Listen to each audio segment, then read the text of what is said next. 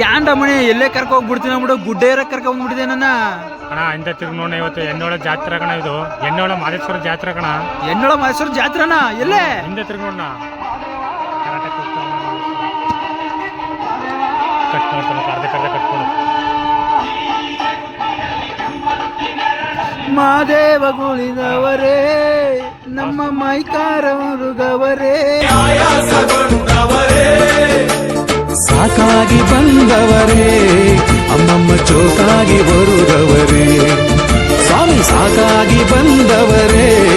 ಅಮ್ಮಮ್ಮ ಚೋಕಾಗಿ ಬರುದವರೇ